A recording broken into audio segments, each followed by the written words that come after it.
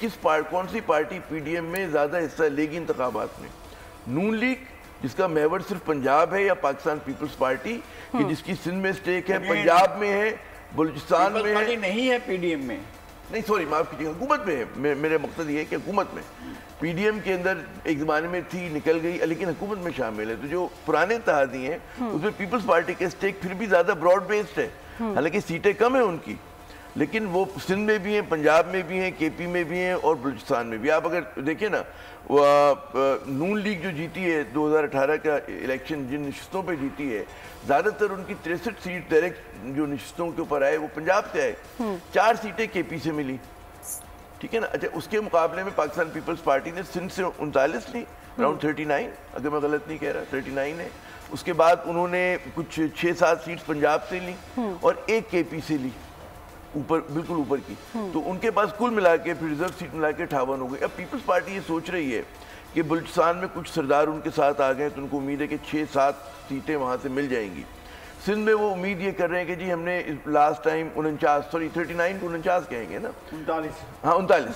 39 जो सीट्स ली हैं उसको हम बढ़ाएंगे, क्योंकि उनको अर्बन सिंध में जो पीटीआई सीट्स ले चुकी है उसमें से कुछ ना कुछ हिस्सा मिलेगा, ठीक है ना। तो वहाँ पर उनको उम्मीद है कि जी हमारी 2-4 सीटें बढ़नी है। फिर साउथ पंजाब में उनको बिल्कुल उम्मीद है, कभी उम्मीद है कि लेंगे हम ज़्यादा सीट्स, पहले के 7 में ली हैं, तो इस बार वो 12-15 के ऊपर उनका आंखें हैं।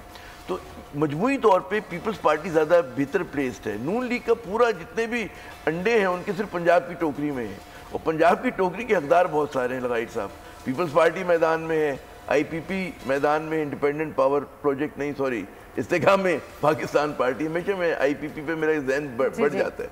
अच्छा, फिर आपके इंडिपेंडेंट्स के एक बहुत बड़ा ग्रोह होगा पंजाब में, आप देखिएगा। नहीं, काबली को इग्नोर ना और मैं आ रहा हूँ, हाँ मैं कह रहा हूँ बहुत सारे अखबार है ना, काफ लीग है, पीटीआई जैसी भी है भाई, लगाइट साहब को बहुत मोहब्बत है उससे, लेकिन पीटीआई भी है वहाँ पर, ठीक है ना। तो वहाँ पर जो है नून लीग के लिए मैदान जो है बहुत मुश्किल है।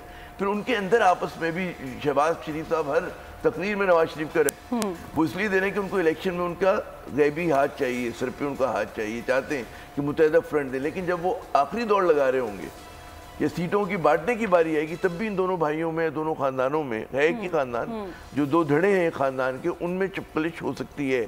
और हमें पता है कि थोड़ा बहुत तनाव है, ज़्यादा रोशनी तो लगाइट साहब डालेंगे। अच्छा लगाइट साहब, मैं आपसे ये पूछना चाहूँगी कि अभी जो सूरत हाल है, जो मामला चल रहे हैं, उसमें किस सियासी जमात का पलड़ा भारी देख रहे हैं?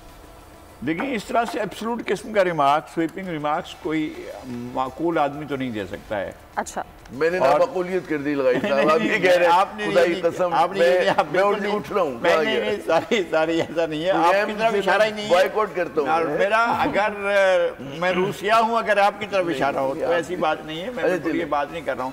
और हमारे बुजुर्ग हैं आप जो स्वीपिंग रिमार्क्स का मतलब ये नहीं है कि मैं ये कहूँ कि जीत रही है जी पाकिस्तान पीपल्स पार्टी या पाकिस्तान मुस्लिम लीग नून, या मतलब जीतना इन्हीं में से किसी को है, और या पीटीआई, ये सारी सूरत हाल नहीं है। पीटीआई ने एक तो पिछले साल जो खराबी की सो की, बहुत बड़ी खराबी के असम्बलियों से इस्तीफे दे दिए, फिर हुकूमतें तोड़ दी, फिर ये सारा कुछ किया, और आखिर में 9 मई का वारदात जो हुई है उसके बाद तो उसने अपने लिए पूरा महदूद किया है अपने आप को। लेकिन और उसका ताज़ा नुकसान जो है वो बहुत बड़ा नुकसान है, जो केपीके में हुआ है, वो भी एक बड़ा नुकसान उनका हो चुका है। अब बाकी वो जो हैं अपना कैसर साहब, उनके ऊपर, या महमूद खान तो नज़र ही नहीं है, जब से वज़ारत आला से हटे हैं वो तो पता ही नहीं चल रहा है कि महमूद खान भी कोई वज़ीर आला हुआ करते थे खैबर पख्तूनख्वा के। खैर वो नहीं, तो स्टेक इन्हीं पार्टियों का है, और दोनों मेजर पार्टियाँ ये होंगी, लेकिन छोटी पार्टियां जो हैं वो कुछ ना कुछ अपनी कारकर्दगी दिखाएंगी। ऐसा नहीं एब्सोल्यूट स्वीपिंग कोई पार्टी ले जाएगी या ले जा सकती है, ठीक है। अगर नून लीग, मेरे मुराद ये थी कि पीपल्स पार्टी सबसे ज्यादा नशिस्तें लेती, जैसे उन्होंने ये बिल्कुल ठीक है, 8 में उन्होंने 90-91 सीट्स थी उनकी, 91 थी, 1991 उन्होंने मखलूत हुकूमत बनाई और पूरे 5 साल गुजार दिए। और ये अच्छा, अगर पीपल्स पार्टी को ये 90 का फिगर नजर आ रहा है, क्योंकि 58 इस मरतबा है उनकी रिजर्व सीट्स मिलाकर, तो कोई ज़्यादा मेहनत नहीं करनी है। मैं मेहनत तो करेंगे, लेकिन वो अगर 90, 91, 92 ले लेते हैं और लार्जेस्ट पार्टी मर्ज करते हैं, वो पोजीशन में चले जाएंगे। हमारे नून लीग के दोस्त ये समझ रहे हैं कि हम 2/3 मेजॉरिटी लेंगे, तो मेरे ख्याल में वो एक ऐसा ख्वाब देख रहे हैं जो بالکل ممکن نہیں ہے. کیا شاعر کہتے ہیں, کیا کیا خیال باندھے نادان ہوش میں آ. تو انہوں نے یہ توقع کر رکھی ہے کہ جی ہماری سیٹیں جو ہیں وہ بڑھ جائیں گی, ہم 2/3 میجورٹی لیں گے. 2/3 میجورٹی کا جو ان کا خواب ہے میرے خیال میں وہ بڑا خواب ہے. ایسا خواب اب پورا ہونے والا نہیں ہے. اور وہ نا وہ دور ہے کہ جس میں آپ کو پوری اسمبلی آپ کے حوالے کر دی جاتی تھی اور پوری اسمبلی معلوم ہوتا تھا کہ جناب آپ ہی اس کے سب کچھ ہیں. اور پھر وہ اس کا نتیجہ بھی ہو گیا تھا, دیکھا تھا کہ وہ اسمبلی جس میں 3/4 میجورٹی تھی وہ بھی باقی نہیں رہی تھی, اور اس کے بعد کے الیکشن میں ان کو صرف 12 سیٹیں ملی تھیں. تو اس طرح کی چیزیں جو ہیں وہ بعض دفعہ اس طرح پہ نتائج بھی لاتی ہیں. اور بھی بڑی حقیقت ہے جو ہمیں سمجھنا چاہیے کہ پیپلز پارٹی اور نون لیگ کا اگر آپ مقابلہ کریں نا, موازنہ کریں, جو پوری بری مینجمنٹ کا اور خراب معاشی حالات کا جو سہرا کسی کے سر جا رہا ہے وہ نون لیگ کے جا رہا ہے. نون لیگ میں بھی اگر کسی کے سر پہ جا رہا ہے تو ڈار صاحب کے, اور ڈار صاحب کا اسپانسر کون ہے؟ نواز شریف صاحب ہیں, ٹھیک ہے نا, تو ان کے حق میں جا رہا ہے. پیپلز پارٹی نے بڑی عقلمندی سے اپنے آپ کو ان بیڈ ڈیسیشن سے دور رکھا ہوا ہے. تو جب بھی لوگ جو معاشی حالات سے لوگ اتنے ڈسے ہوئے ہیں, ابھی بجلی کی قیمتوں میں 4 روپے 96% اضافہ کیا ہے, فیصد نہیں روپے اضافہ کیا گیا ہے.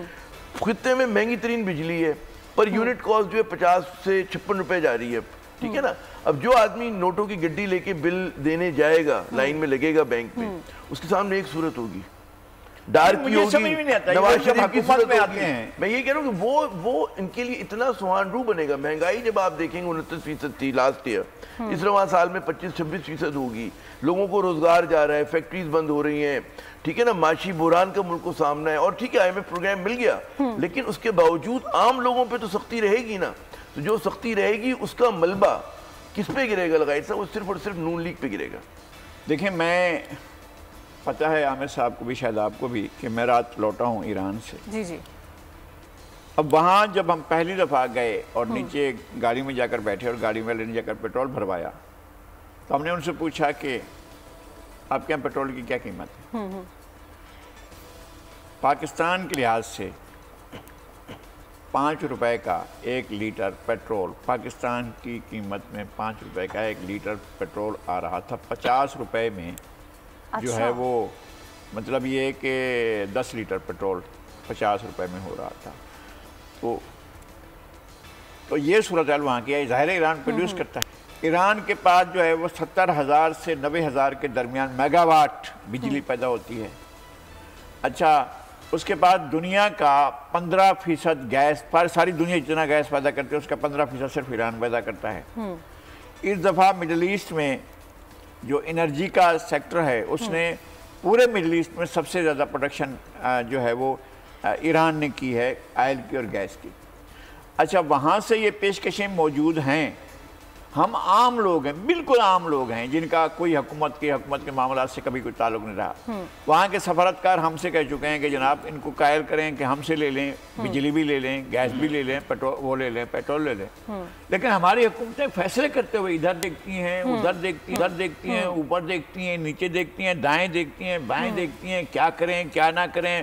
ٹک ٹک دیدم, دم نہ کشیدم, سانس نہیں لیتے, ایک دفعہ جا کر کھڑے ہو جاتے ہیں. لیکن ملکی مفاد کو دیکھتے ہوئے کیوں ڈیسیجن لینے میں ان کو مشکل ہوتی ہے؟ نہیں, اس لیے مشکل ہوتی ہے کہ آقائے ولی نعمت ناراض ہو جائیں گے. اچھا, ہاں, آقائے ولی نعمت ناراض ہو گئے تو پھر کون ہے؟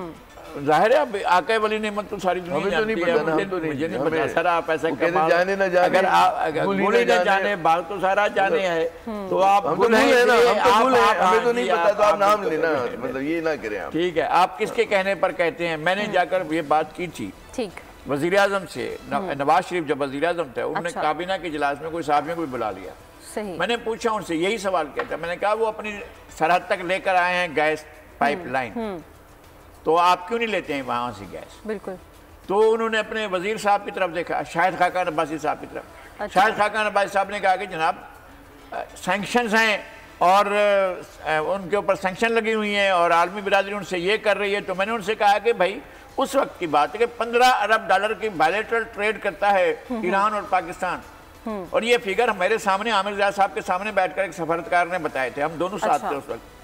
تو وہاں پر یہ اگر فگر موجود ہیں کہ $15 ارب کی ایران کے ساتھ, تو ہمارے ایران کے ساتھ ٹریڈ جو ہے وہ 400 ملین بھی نہیں ہے.